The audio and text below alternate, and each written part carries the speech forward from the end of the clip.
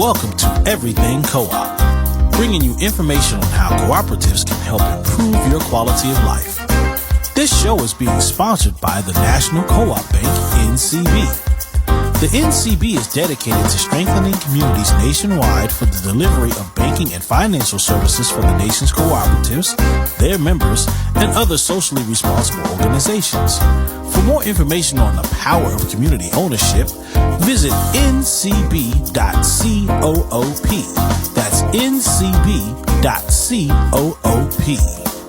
Now stay tuned for your host, Vernon Oakes. Good morning. Good morning, everybody. This is Vernon Oakes, and the program is called Everything Co-op. And this morning, we're celebrating Native American Heritage Month, and we have Pamela Standing with us this morning. Good morning, Pamela. Good morning. How are you?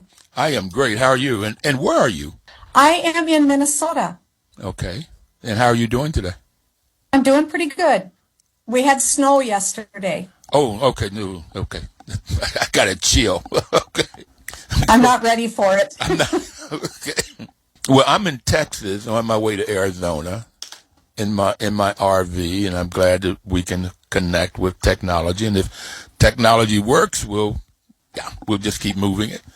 So, Pamela, let's start off by where did you grow up? Well, I actually grew up in Washington State. My family was part of the Indian Relocation Act, and they moved families all around the country. So some of our relatives went to California. We ended up in Washington State, and I grew up there. I grew up near Issaquah, kind of at the base of Cougar Mountain. It was really country back then. Now I get the whole area is very different, but it was a really great experience. Spent a lot of time in the woods as a child. I did too, but I grew up in West Virginia and on the mountaintops and in the woods and riding trees down and yes. But what was you said it was the Indian relocation? When was that? Yes, it was a federal policy. It was another way that the federal government was working to separate Native people from their communities, from their language, from their culture, and really felt that Native people needed to participate in the American way. And so it was another way to force assimilation. All of us have lost relatives because of the Relocation Act, because we just lost each other. We lost contact with each other. So that was, that's how I ended up there. We had, here in Minnesota, they had a huge relocation. They brought people from the 11 tribal communities here and moved them down to the metro area with a promise of work. And it didn't work out that way. So for a lot of families, it did not work out that way, and it separated them from their home community and connections. What year was that? So it was there were several. That was in the 50s. It happened over the period of the 50s, and the main thrust was in the 50s. Pamela, can you turn off your video because you're freezing every now and then? Your audio is freezing every now and then.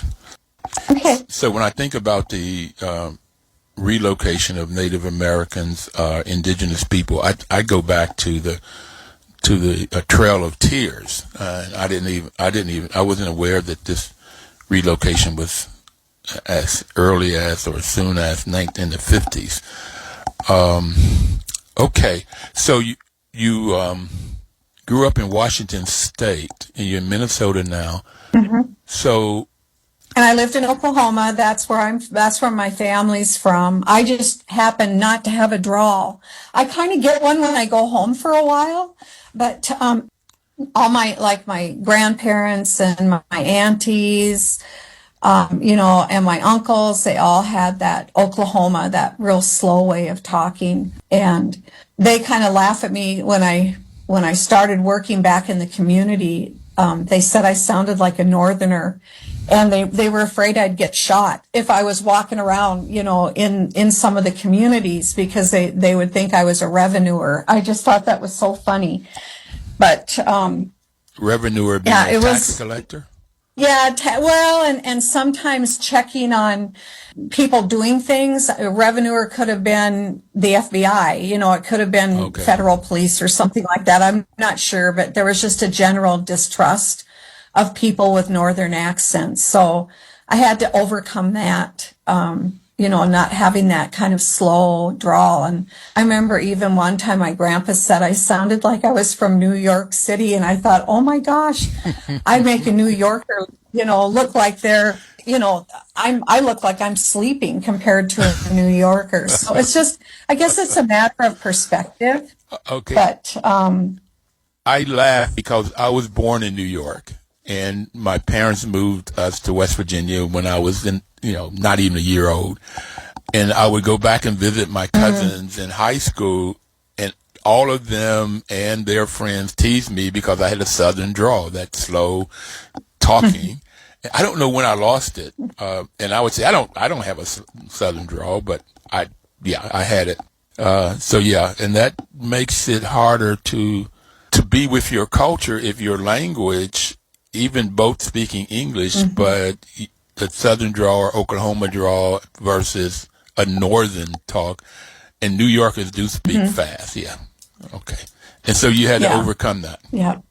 I had to overcome it, and I think a lot of people were very gracious with me because when I came back home, I'd come from I'd been in international business for 16 years. I had a really corporate background, even though I prided myself for not wearing a watch. It was kind of my way of rebellion, but I was very time oriented. Things had to be done at a certain time. And I can remember we would be driving in the back country and going to meet someone, and a car would come, and the people I was with, they'd stop their car and they'd get out and just start visiting with each other. And I was like, oh my gosh, we've been somewhere, and so they really, they had to have really loved me a lot or saw something really, good in what I was doing there and eventually I just remember one time I just remember being told, I know your Indian mind is in there somewhere. Uh-oh. And, and I had to slow down, and I had to really, I had to train myself. I had to reorient myself to how time moves in the community, and, and the importance of building trust and the importance of building relationships and taking the time to cultivate that, not rushing through, but really letting people get to know who you are, and you vice versa get to know them. And so it was quite a culture shock for me, and I'm sure it was quite a culture shock for them because I probably looked like a little tornado that came in and just was whipping around really fast everywhere. And and eventually it took a while, but I finally got it, that I just had to slow down. And the other thing is just be authentic and be your genuine self. And that's, I think that's something we have to do in every part of our life. And, and just, I remember I had someone that did prayers for me, and the prayers were wherever I went and I put my hand out, another hand would reach back, and I would make friends, and they would see my heart. And so that, it was probably one of the biggest lessons in my life. Wow. So I get it, because in the Afro-American culture, we have something we called CPT, Colored People's Time. And colored people's time was always slower, laid back, easy compared to white folks' time. And I had to learn how to respect time. And if I say I'm going to be somewhere at 10 o'clock, then I'm there at 10 o'clock. And out of, so it's very interesting. And then as I got to know folks in the Hispanic community. They had companies they called CPT also, but it was Chicano people's time, and it's all not taking life so seriously, and really taking time to know people. And so it's quite interesting, the similarities in the cultures and the all around time that we're talking about now. But talk about your education for me, please. How did that work? Well, I went to the University of Washington, and I started out my career. I'm going to be 71 in February. You don't look I just retired. I'm just getting ready to retire. So I went to University of Washington. I started out, I wanted to be a special education teacher. And then after I was done with school, my husband and I, we had a little place in the country, and then he got a job in Montana on the Flathead Reservation. And he passed away, and I had 3 small children, so I came to Minnesota. And in Minnesota, they have, their Board of Education has really a lot of, it's different for out-of-state licenses. And so they were requiring that I go back to school to, kind of take some courses over, to apply for my licensure here in Minnesota. And I had to feed a family. I had to land my feet on the ground, and I had to work. And I was working for a company that did computer products, and I met a gentleman that was an international business, and his customers wanted my product, and it happened to be something he didn't sell. So I worked the deal out with him, and my company started, sending these products overseas. And then a program opened up at a college here for Masters in International Business, and I took it. And then I spent 16 years traveling, predominantly in the Pacific Rim. I worked in China and Hong Kong and Japan, and worked in Australia and Taiwan, and did a little bit of work in Korea, and spent a considerable amount of time in China. It was just to complete my life, just took a dogleg left or a dogleg right, however you say it. And I think I've always learned how to be adaptive. And then from there, I was really tired of that Western mentality of how you do business, and being in corporate America. And I was at a lecture that Wilma Mankiller was doing, and I went up and talked to her, and she said, we need Cherokee people to come home and work. We need people with good minds that have education.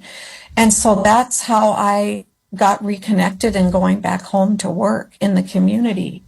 So it's an interesting, it's just an interesting journey how our lives take us in different directions. And then from there, I just started working all around the country and internationally with Native communities. So can I get and you to one hold of on? the things, Pamela, can I get you to hold on Sure. a second? I'll make sure I got this part. So you had a bachelor's degree in education, and you have 3 small children. Your husband dies. You move to Minnesota. They want you to take some classes so you can teach, but you have to make money. So you're selling some kind of computer products. Yep. And the computer products are needed internationally.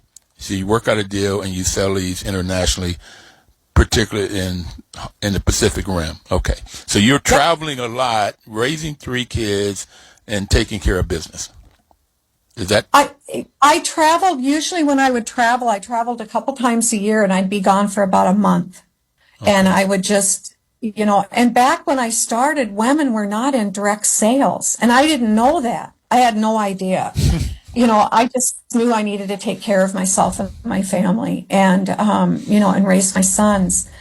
So yes, that's exactly what happened. And then when I went back home to Oklahoma, all of a sudden my name started getting passed around in the communities as somebody that could help with economic development, with job development, with marketing and business planning.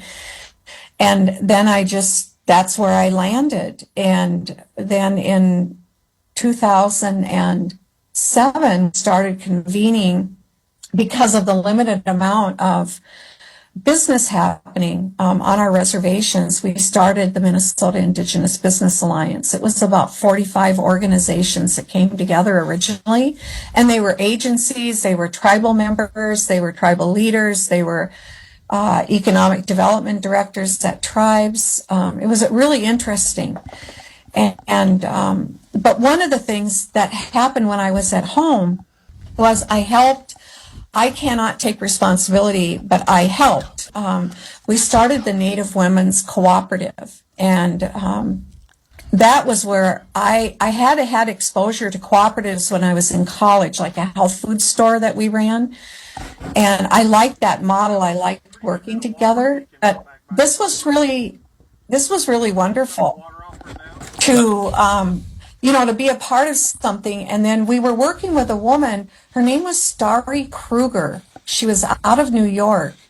And she actually, one of the groups that when we started, it was the Mississippi, I think they're called the Quilting Cooperative. They're still around.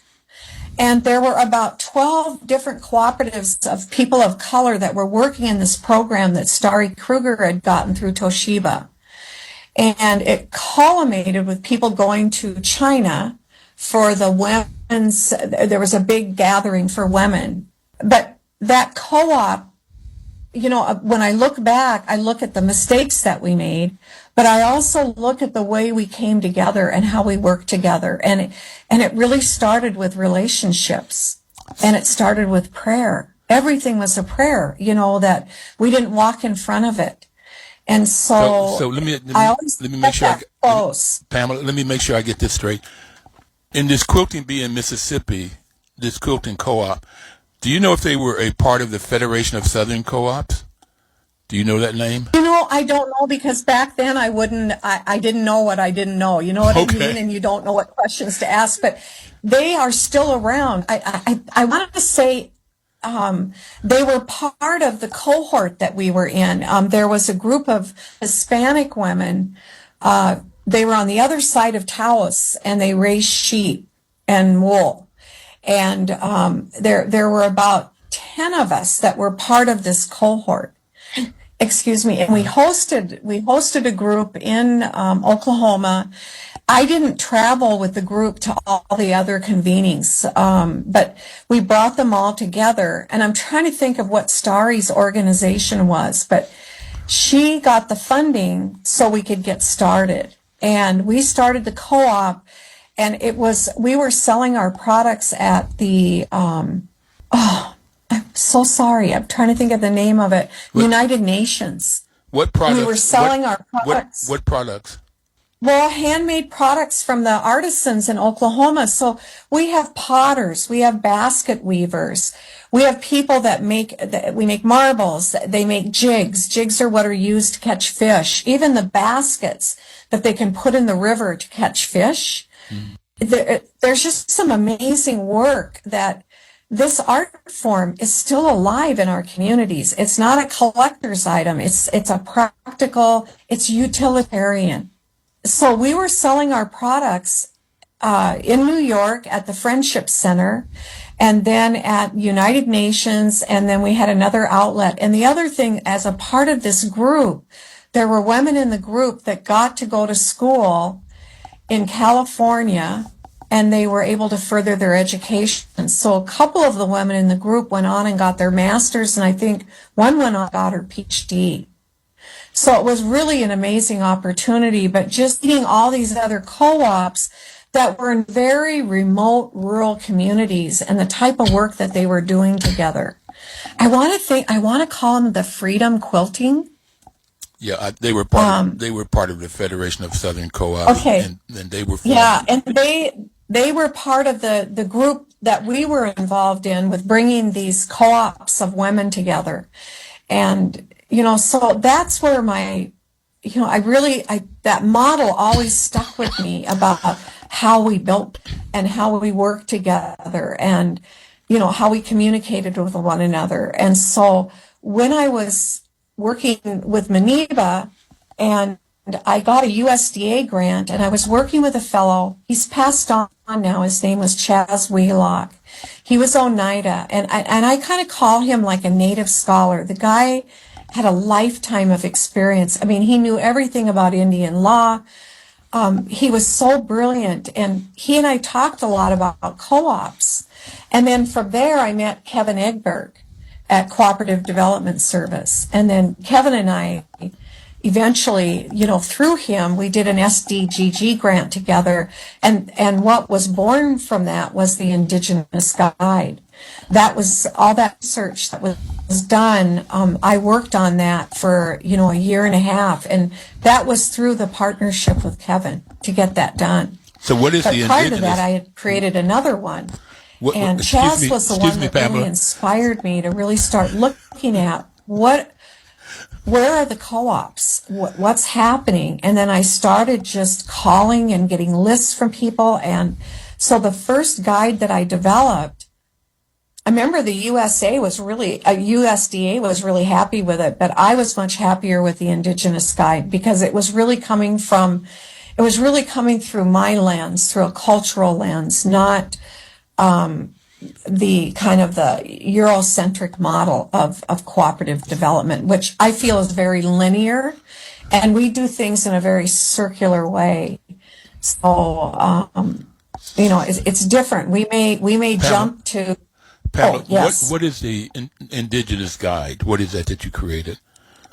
That's the second one that I did. It's the Indigenous Guide for creating cooperatives in Native communities.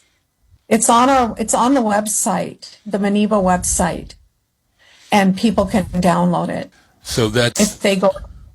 That's MNIBA, MNIBA. MN.org. And they can go in and I think they click on programs and then they can go down and there's a place just about cooperatives and they can download that. They can download it as a single page document or a 2-page reader.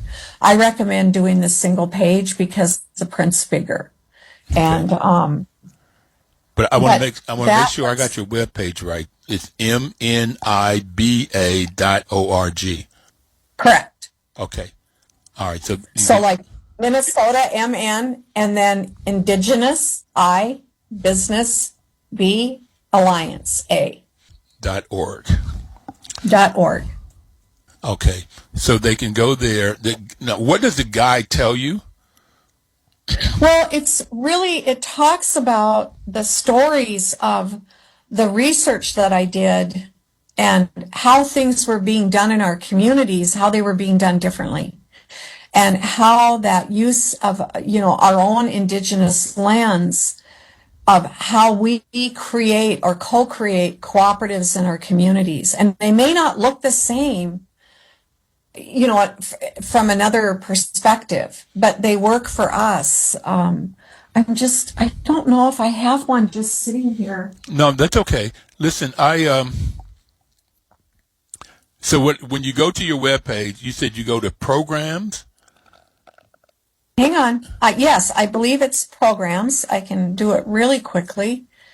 And I'll tell you exactly where to get it. But it's the first of its kind that's ever been produced in the U.S. Canada's done some really phenomenal research. And I mean, we just started scratching the surface, on this. It's under programs. So when you go to the home page and then you just go down to cooperative development and click on that. And then the guide is right there. It's called Beginning the Cooperative Journey Together, a guide to Indigenous Community Cooperative Development. Okay. And so is that... And there's 2 different ways to download it. Well, is that where you looked at 50 different businesses and found out how they all operate? Yes. Okay. And you said that they don't all necessarily operate the same way, but they still operate as a cooperative. Well, maybe not exactly, but yes, some of them do. It depends on the community because, at one time, Navajo Nation probably had the most cooperatives, indigenous cooperatives in the country. And they have a cooperative law, and I know that they're rewriting it. They're working on it. And at one time, it was very agricultural cooperatives. And some of the people that I met, there's San Javier. They're on the Tohono O'odham reservation, and their cooperative is just amazing. And it's. Do you mind me telling you the story? This is one of the ones that I've researched, or would you rather you let me know what you want me to do? So we'll have to go to a break. About to go to break? Okay. And so after we come back from the break, I would want you to tell that story. Okay. I'm just curious how.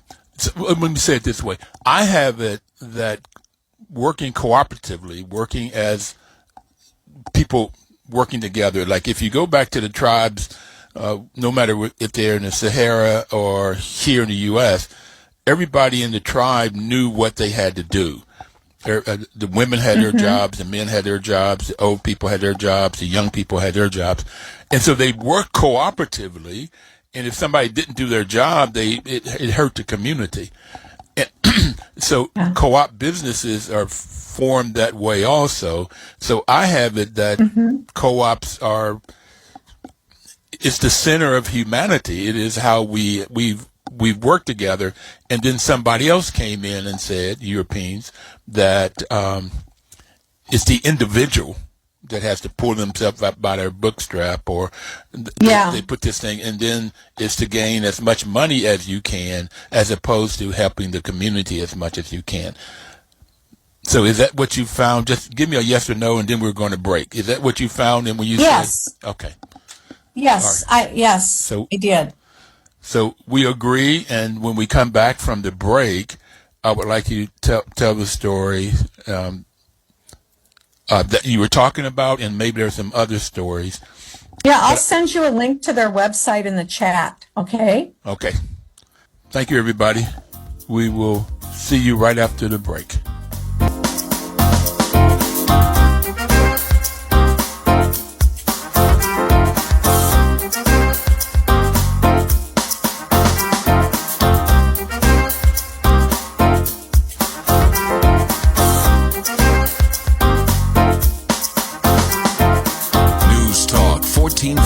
WOL-AM, where information is power.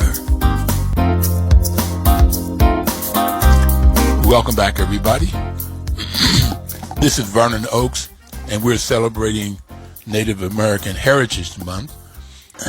Pamela, we've been on air now 11 years. We've just started our 12th year, and the National Co-op Bank has been our main financial supporter.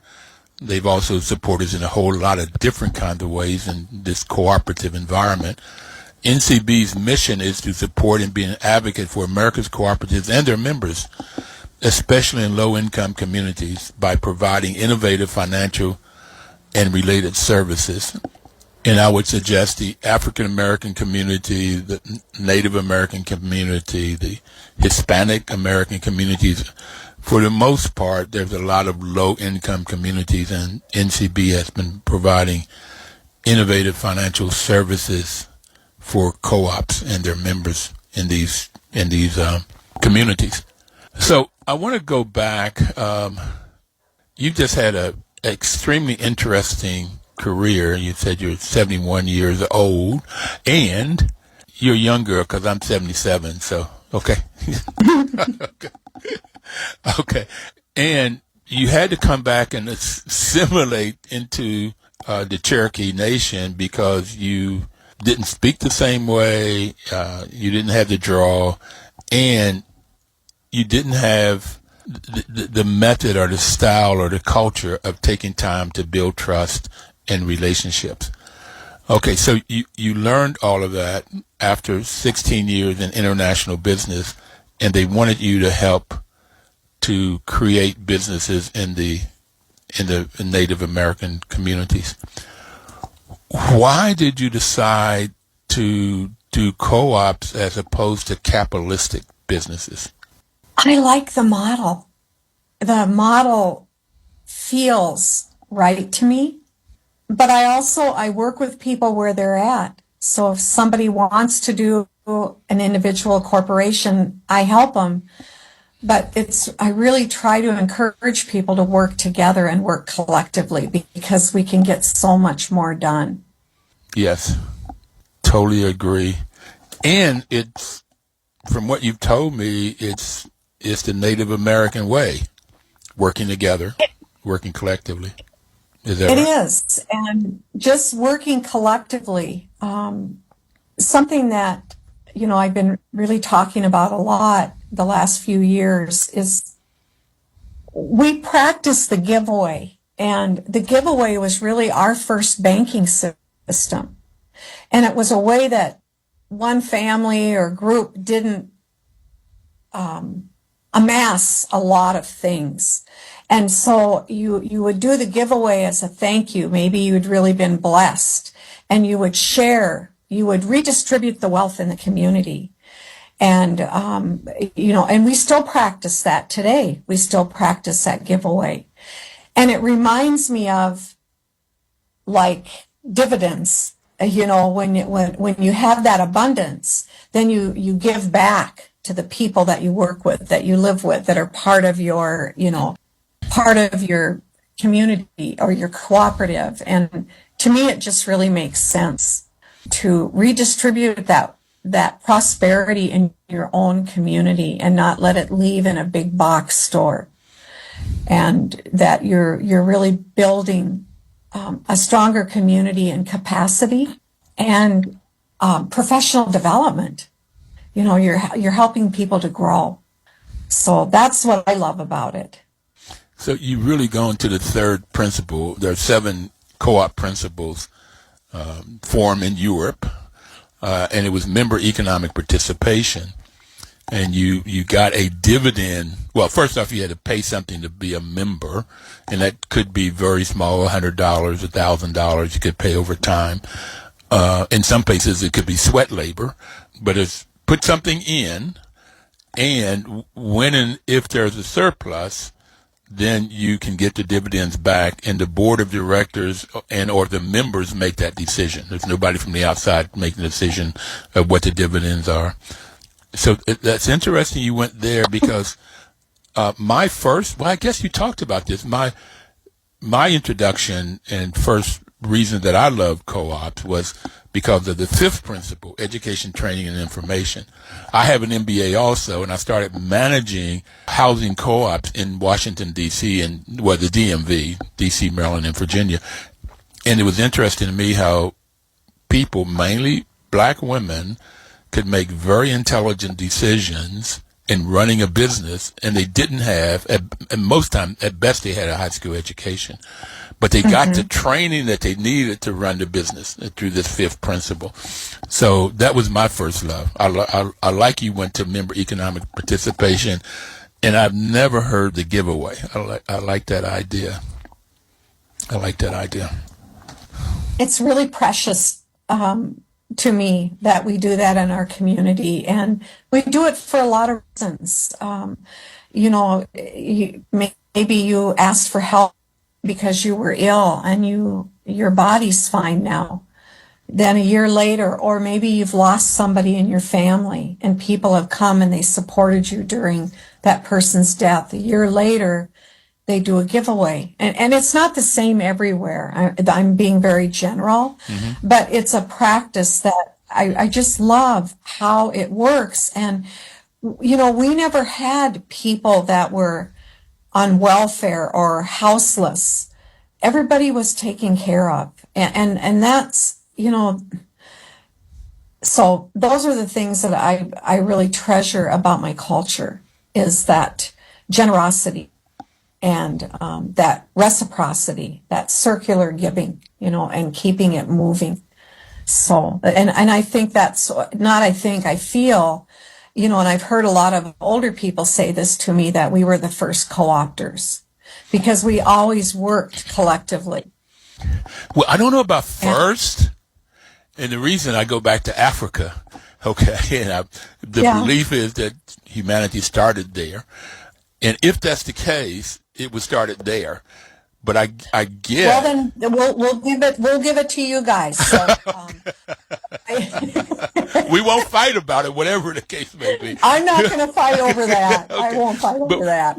What I get, Pamela, is that, and that's, you are telling me that my belief system is correct, that cooperation has been a way of indigenous people, Native Americans, working together through beginning of time for the culture.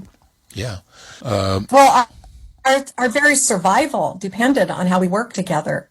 And we've lost that because we've become so individualized. And we've been, and capitalism was enforced on us. It creates competition. It creates people holding things and not sharing. And, they don't want someone else to get ahead of them. They want to amass the most wealth. And so we've lost that. I believe it's still there. It's inside of us, that wisdom, but we have to dig deep to find it again so that we can work together and help each other. And I think maybe in the next few years we'll see more of that happening just because of climate change and what's happening around the world. So we're going to have to work together better. So what I get is when we're talking about capitalism and individualism, somebody told you that your Indian mind is in there somewhere, and that's for all Native Americans, all indigenous people. It's in there somewhere, and getting back to that, helping each other, not being in competition. And just exactly, and just being willing to be taught and to learn. And what I found, in the years of the work that I've done is that there are times, and a dear friend of mine shared this with me, and her name is Madonna Peltier-Yawaki. She said, we always have to, there's a balance in leadership of knowing when to lead and when to follow. And I think it's a real fine art that, that you have to pay attention to. And ego can't get in there because it messes everything up.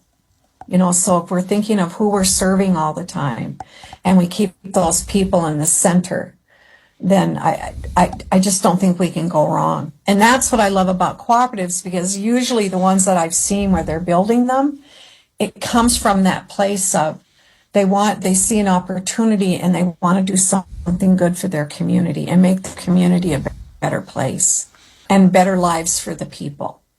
Yes, that's what I have found. Matter of fact, one person said that co-ops solve community problems, and if there's no community problems, there's no need for co-ops. That was in the first month that we started this program. A guy from Senegal said that on air, and he worked for NCBA CLUSA, and he was here doing training. But co-ops are formed to solve community problems. If there are no community problems, there's no need for co-ops. And we all know that we have a lot of community problems, so there's a huge need for co-ops. Yes. Yes. So what are you doing now to create co-ops, and where are you creating co-ops? Well, you know what? I feel like I'm the person that's just laying seeds everywhere I go. And sometimes it's catching on, and then people will call back and they want help. And I think because even when people call me, I just help them. So I recently got a call from South Dakota, and I'll be working with them and kind of taking them through the training that we started with that was funded through the Native American Agricultural Fund. And then in partnership with Cooperatives First out of Canada, Trista, who is their Indigenous Cooperative Director, and then Carrie Lynn Paul, out of the Coady Institute in on the northeast coast of Canada. And really, I'd been just looking for something for so long that could take care of the things I saw missing in a lot of the cooperative training I'd taken. And it was really wonderful because we started from a place of recognizing that everybody has gifts in their community. And so many times we've been trained and conditioned to focus on only problems or what we don't have, instead of really looking at our community as an abundant system and what is there and how can we pull that in to work together. So it's been adapted from the asset building for community development, ABCD, that I think came out of DePaul University.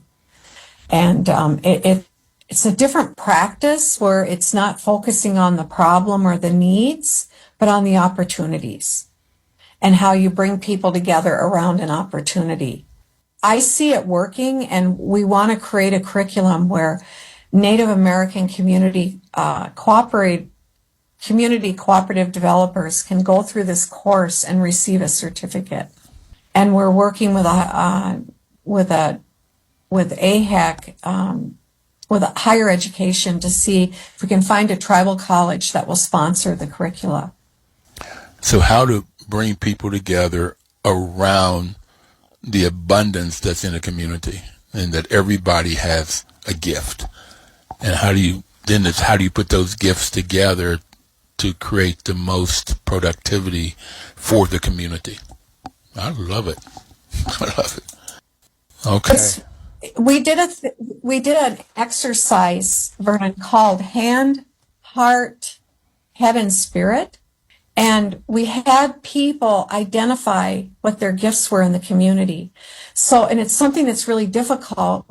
As Native people, we're told not to brag, but this really isn't bragging. This is something that you have experience in. So maybe you're a great bookkeeper. Maybe you're a great community. You can bring people together. You can inspire people to come along with you. Maybe you have the gift of prayer, to be there to guide with that prayer. Or, there's so many things, gifts that we overlook in our own community. So it's about bringing the community together and then creating a draft of all of those gifts that people have. And then from there, we talked about what kind of characteristics do you need in a steering committee when you get started? How you create community of care agreements. And it's a way that you hold one another accountable. But the community comes together and they define the values and the principles that they want to interact with one another and how they want to be treated and how they want to treat others. So all of that fits in with the cooperative values and principles. Mm-hmm. That is so interesting. Now, I just remembered that I said when we come back from break, you were going to tell us a story about a co-op right outside of Tucson. Oh, yes. Okay. It's the San Javier co-op, and they're on the Tohono O'odham Reservation. This is a story of how a co-op created activism and made some significant change in their community. They started the co-op because they had this very fertile farmland. It had always been farmland. They started the co-op, keep the land intact. Because what happened during the Allotment Act, natives, it was another way that the federal government stole even more of our land. So they said, you get 160 acres and the rest of it's going to go on the open market, so to speak, for a land grab. So what happened with these allotment lands is that the titles were so fractionalized. Like sometimes you could have hundreds of people on a title. And you may just have a little swath of land. It's not even the full 160 acres anymore. And so they wanted to keep that land intact. So they started the co-op and the owners of the land became the members. Then the co-op farms the land. So they farm hay, their corn, their beans, all of those types of things that they rely on to survive. And the other issue that they had was that the water, they have a huge aquifer underneath them, and all that water was being drained and going into Tucson. So because of the co-op and the tribal government together, they actually won a case against the city of Tucson, and they protected their water under their land and got control of it, so it wasn't being completely drained away from them. And that was, to me, such an inspiring story of activism. And if I told it wrong in any way, I apologize to the Tohono O'odham community, because I'm not a citizen of that community, and I want to be respectful, of that. But out of it, now they have a beautiful commercial kitchen. They've started producing all these beautiful value-added products that are things that they hand gather along the Mexican border, like the different types of cactuses, and they make jams and jellies out of it. They pickle it. Different types of squash that they grow. And they have a place where you can go in and have a meal. And it's the two men that run the farm. Sometimes they don't sleep, but what's really beautiful, all of the elders, that special corn is given to them. So there's always corn that's set aside that goes back to their elders. And then they eat that corn all year long. And it's just a story of how the community has worked together, and that they're protecting their food systems. And it's all because of the co-op and the people. Well, the people had to start the co-op. Well, the people are the co-op. Okay, I like that. I like that even more. Yeah. Because it's, you can have a building, but if you don't have the people, you have nothing. You have to have those people. They're the ones that make it. But I hope you get to go there and call ahead and make sure, like, the kitchen's open, you can go in. They're pretty busy, I would imagine. Well, maybe now it might be quieting down a little bit. But you can see some of the things that they harvest, and, how drying it. They have a lot of things that they grow very traditionally, and then they have other things that they grow they grow like a crop. And, but it's really, I've just always been impressed with the people that I've talked with at that community. And I just have a deep love for them and how they work. So I just remembered 2 years ago, Colluminate, which is a consulting group, a co-op of consultants, had a meeting, convening of all of their staff and consultants in Tucson. And this one evening, this co-op, San Xavier co-op, brought the food for the group, and that was maybe 100 people. And they told the story that you just, and I just recall the story that you just told us was told that evening. It was February 2 years ago. And I had said I wanted to go then, and I'm going back to Tucson now. I'm headed there. I'm in Texas, headed toward Tucson.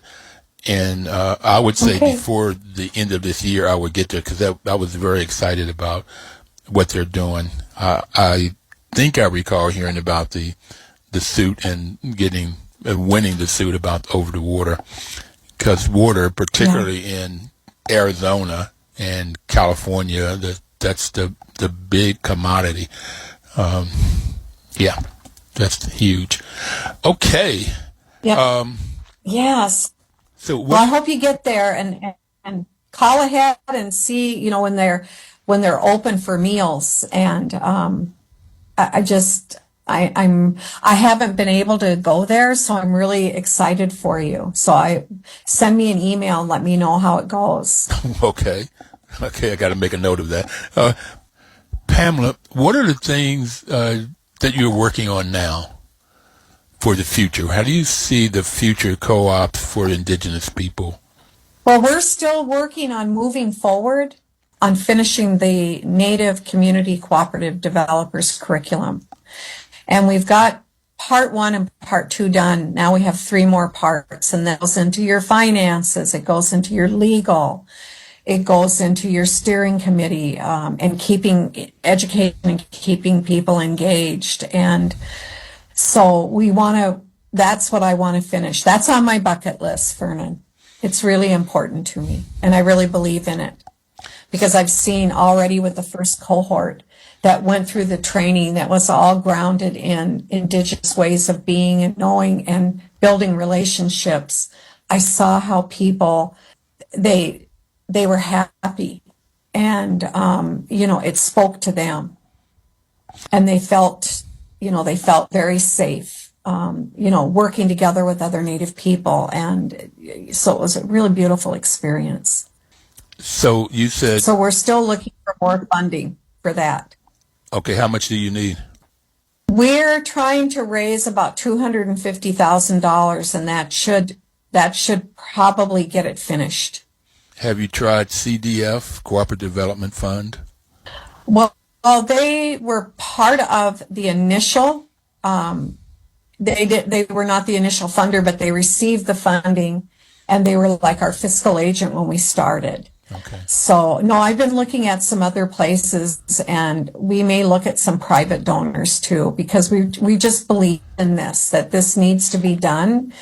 And if we can incorporate it in the business programming at tribal colleges, then it becomes a business course, and we want it to be integrated into business. So in your MBA, did you get any training, any training at all about co-ops? No, not at all. I didn't either. That's why that seems to be the thing. So if you can, it's unless you're living in Canada, I know there's a school here it's out in Washington State in the Puget Sound. They do cooperative training, but you just don't get it. And we have to.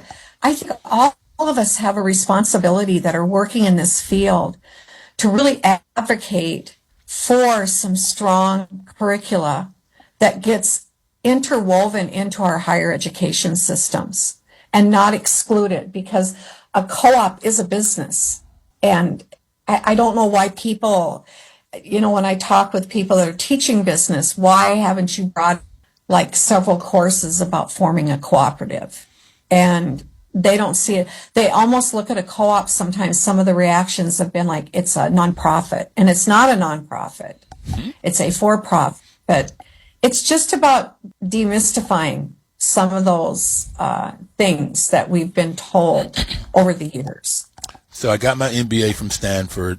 I taught at Howard and ran their MBA program. So I went back to both those institutions to see if I could get them to do some co-op curriculum, and I got nowhere. I talked to 2 deans at both places. I've got nowhere, and I've concluded that they get most of their money from the capitalistic businesses. So it's hard. Listen, we only have a minute to go, and so what message would you like to leave people with? Hello? I'm just thinking, it's kind of that's a hard one for me to answer, but just for people to, work together, bring our hearts and minds together, work together collectively and cooperatively, and take the time that you need to build trust and relationships, because you will have reciprocity if you do that. And Wado, Vernon, for inviting me to the call today. Thank you for being here. You've taught me a lot, and we'll be talking, because I'd like to help you with this curriculum that you're doing in some kind of way, either money or my own time. But everybody else out there, we'll see you next Thursday. It's Thanksgiving, and please live cooperatively.